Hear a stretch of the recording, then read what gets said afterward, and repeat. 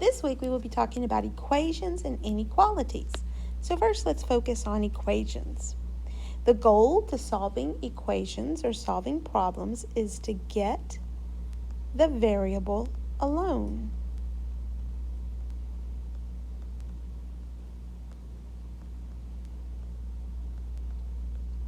We want to isolate it or get it alone. The golden rule for solving these problems is whatever you do to one side, you must do to the other.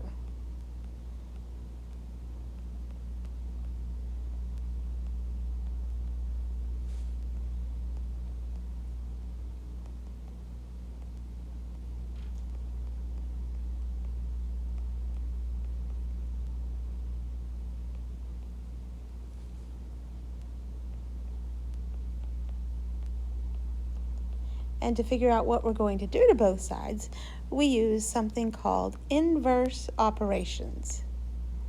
Inverse means opposite. The inverse of addition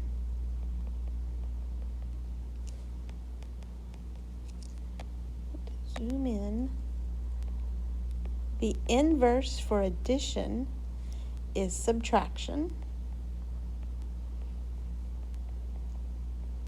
Then the inverse of subtraction would be addition. They are opposites. The inverse for multiplication is division. So the inverse for division is multiplication.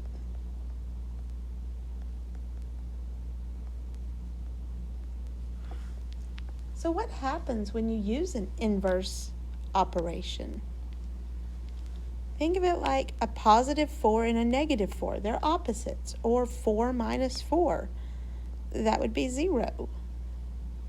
Or negative 7 plus a positive 7. Those are inverse. They're opposites. That makes 0. Well, what's 3 divided by 3? That's 1. And 1/6 times 6? Well, if you put a 1 underneath it, then the 6's cancel. And then 1 times 1 would make just 1. And 1 times 1 would also make 1. Which is also just 1. Inverse operations cancel each other. So when we start solving problems, we want to identify the variable. Then we want to use the inverse operation on both sides of the equation to solve for the variable. So if we look at this first one, it says h divided by 7 equals 20. The variable is h. And the inverse of dividing by 7 is multiplying by 7. So if I multiply by 7, usually we'd stick a 1 under there so that they would cancel. And the only thing left on the left side is h. And if I'm multiplying by 7 on the other side, 20 times 7 is 140. So h is 140.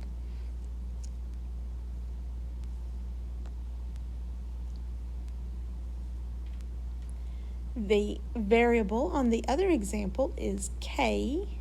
So we're looking for what are they doing to k? Well, they're adding a negative 4.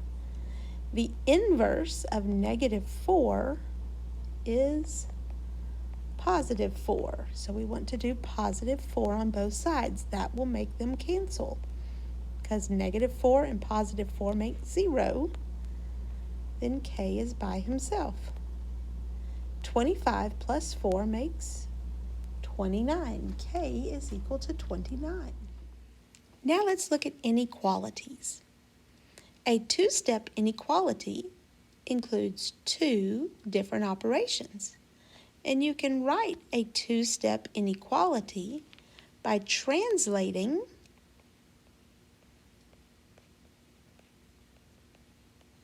verbal phrases into variables, operations,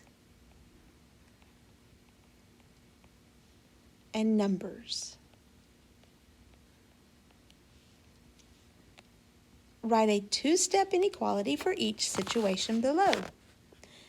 A number, G, split into 4 equal groups less than 6 is greater than -5. A number, G, split into 4 equal groups. Well, if you split something into equal groups, that would be division. So dividing by 4, less than 6. So G divided by 4 is going to be less than 6. That means we're taking that away from 6. Is greater. Now see, if it only said is, we'd put in an equal sign, but it says is greater than. So that is greater than -5. Cookies cost 50 cents each, and a glass of milk costs $2.25. If Sienna has no more than $8 to spend, write an inequality that represents how many cookies she can purchase with 1 glass of milk. So 50 cents each, that means 50 cents times something, and that's a word for plus, a glass of milk, no more than $8. So 50 cents times, we don't know, so that's our unknown, that's our variable, plus the glass of milk, no more than, so it can't be greater than, it has to be less than. It could be equal to, so less than or equal to $8.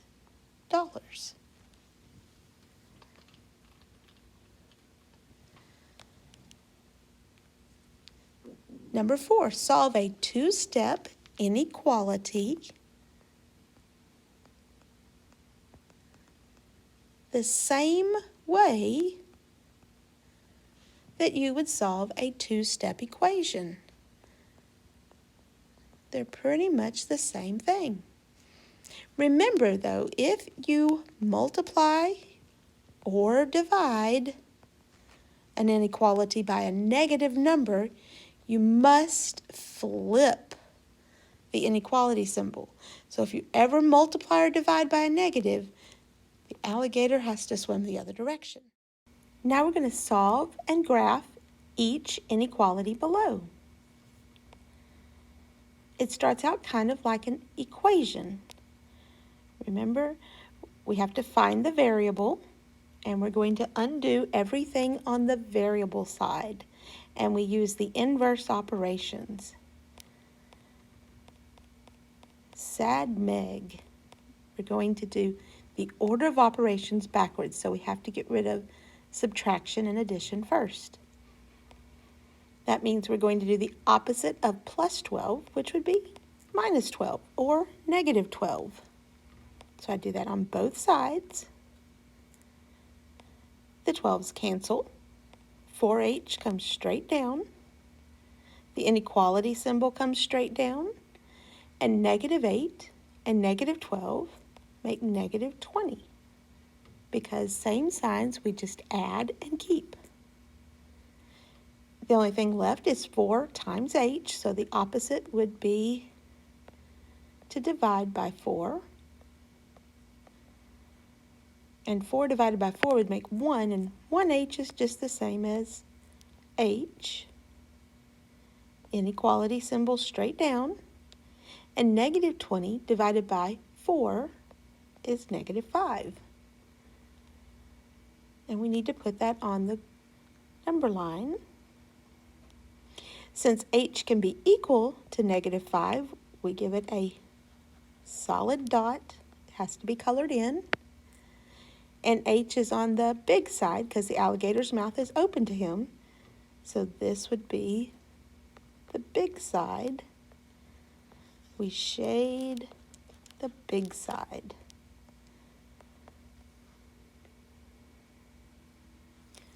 Let's try the other one. We find the variable and we do the opposite. So first I'm going to do the opposite of -6 or -6. So the opposite would be +6. That makes the 6's cancel, and the only thing that comes down is m divided by -3 less than, and this time the signs are different, so I'm going to subtract. 11 minus 6 makes 5, and then I take the sign of the larger, so that's a -5.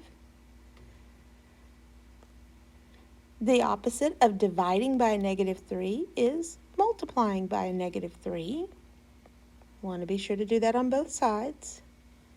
The 3's cancel, m comes straight down, and this time because I divided or multiplied by a negative, I have to flip the inequality symbol. So the alligator is swimming the other direction. -5 times -3 makes positive 15.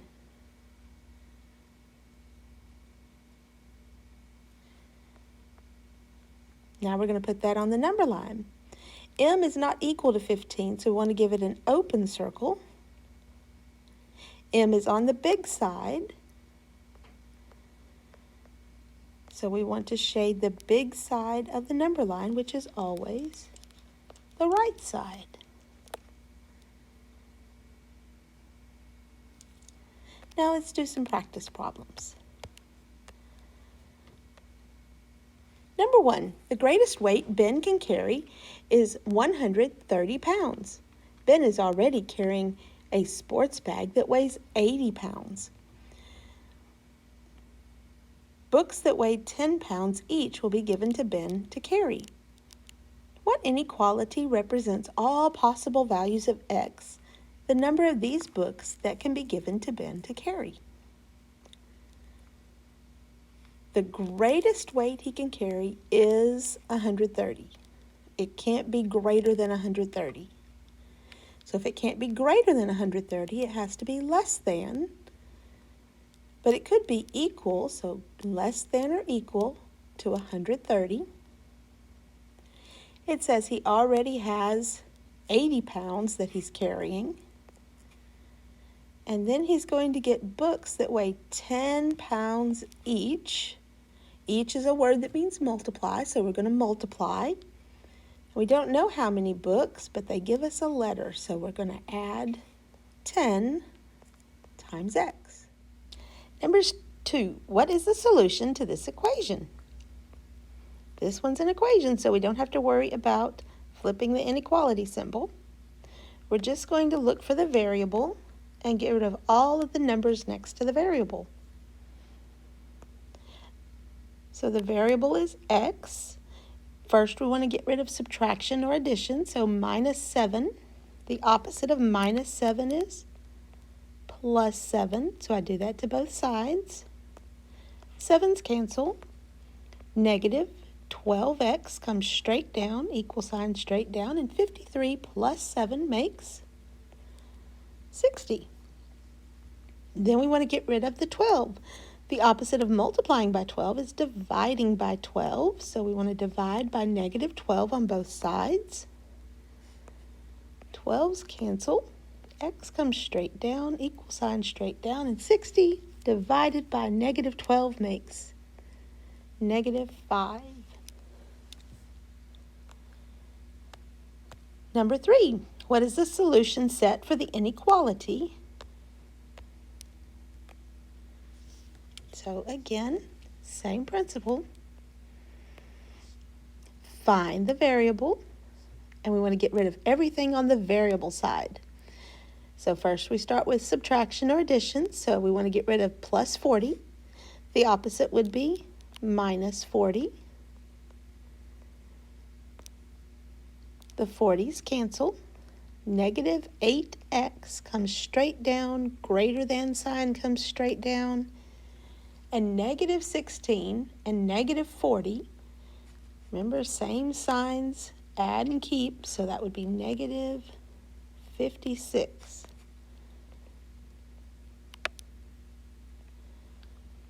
Then we want to get rid of the 8. So the opposite of multiplying by -8 is dividing by -8.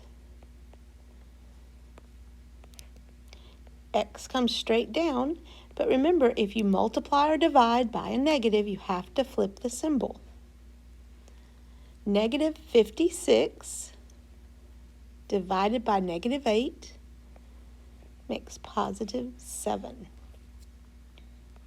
So could X equal 5? Yes. Could X equal 6? Yes. Could X equal 8? No, because it has to be smaller than 7. And on a star question, they'll probably give you a list of numbers and ask you, could it be these? Number 4, which equation is true when C equals 3?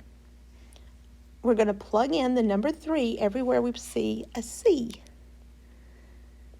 So this would be 2 times 3, which is 6. 6 plus 8 is 14, not 31. 7 minus 3 would be 4, and 4 times 5 is 20, not 32. 6 times 3 would be 18, so 9 minus 18 would be -9, not 0. This would be 3 plus 2, which is 5, and 4 times 5 is 20. So the answer is D.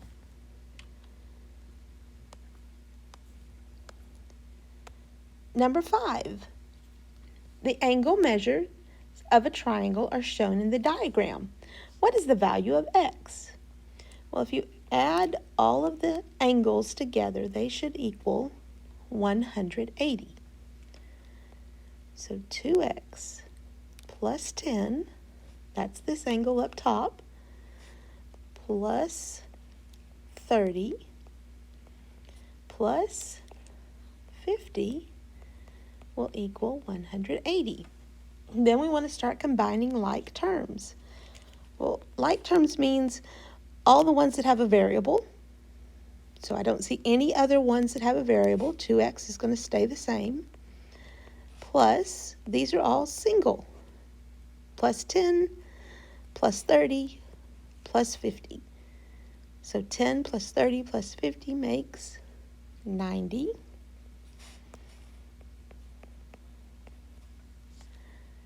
So we combine like terms. Now we just have to solve the equation. First, we get rid of the plus 90. The opposite of plus 90 is minus 90, which makes the 90s cancel. 2x comes straight down, and 180 minus 90 is 90. Then we need to get rid of the 2, so the opposite of multiplying by 2 is dividing by a 2. The 2's cancel, x comes straight down, and 90 divided by 2 would be 45. X equals 45. Number 6. The sum of the measure of angle M and angle R is 90 degrees. The measure of angle M is 5x plus 10, and the measure of angle R is 55. What is the value of x? Well, sum means add. So if I add both of these together, they're going to equal 90. So 5x plus 10 plus 55 equals 90. And just like before, we combine like terms. There is nothing like 5x. There's no other variables. So 5x plus 10 and 55. That makes 65. Then we solve. We need to get rid of everything that's next to the variable. So first we get rid of the plus 65. The opposite of plus 65 is minus 65.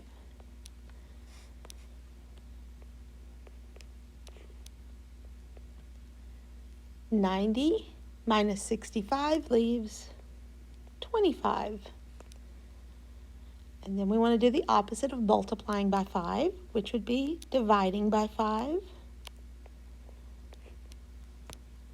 which leaves x equals 5. Number 7, what equation best represents the relationship between x and y in the graph? Remember this formula, slope-intercept form. Y equals mx plus b. M is the slope and b is the y-intercept. Y-intercept is where the line crosses the y-axis. And it crosses it at the number 3. So I know that b is going to be 3. What I need to find is the slope. Slope is where we find the change of y and the change of x. To find out how much they're changing, we're going to need a couple of points. I'm going to pick this one right here, the y-intercept. So the 0, 3, that's 1 point. And then I'm going to look for another place where it crosses evenly. Look, there's 1. And that just happens to be 1, 1. So the y's are 3 and 1. And the x's are 0 and 1. 3 minus 1 makes 2. And 0 minus 1 makes negative 1. And 2 divided by negative 1 makes negative 2. So the slope is negative 2. I plug that in where the m would go. So my whole equation now is y equals negative 2x plus 3. Plug in the y-intercept. That's the easy one to find. And then the slope.